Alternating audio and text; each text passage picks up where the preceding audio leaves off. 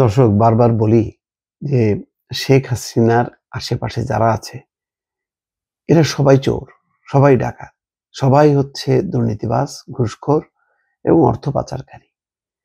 এই কথা যে বলি এখন একেবারে কাগজে কলমে সেটা প্রমাণ হচ্ছে। কি ঘটনা?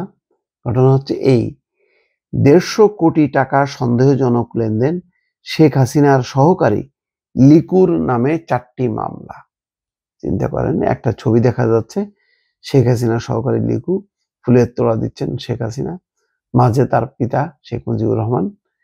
এই হচ্ছে অবস্থা। ক্ষমতাচ্যুত প্রধানমন্ত্রী শেখ হাসিনার সাবেক সহকারী একান্ত সচিব টু গাজী হাফিজুর রহমান লিকুর নামে পৃথক ৪টি মামলা করেছে দুদক।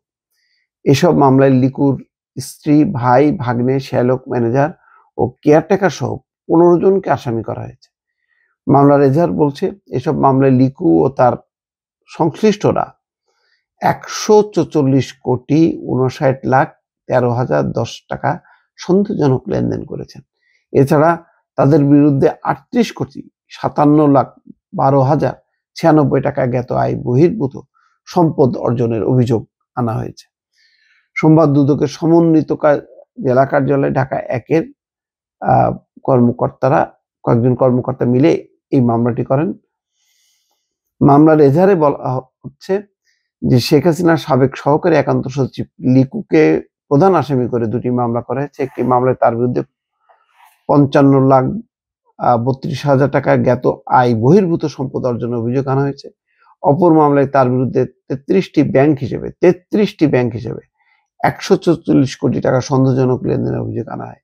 লিকু সহ এই মামলায় ১০ জন আসামি করা হয়েছে। লিকুর স্ত্রী রহিমা আক্তার, শ্যালক শেখ মোহাম্মদ ইকরাম, লিকুর ভাই গাজী মুস্তাফিজুর রহমান দীপু, ভাগ্নে তানভীর আহমেদ, ব্যবসায়িক অংশীদার লিয়াকত হোসেন সবুজ, মোহাম্মদ কালু শেখ, লিকুর বাসার কেয়ারটেকার হামিম শেখ, তার ম্যানেজার মিন্টু রহমান ও আরাফাত হোসেন।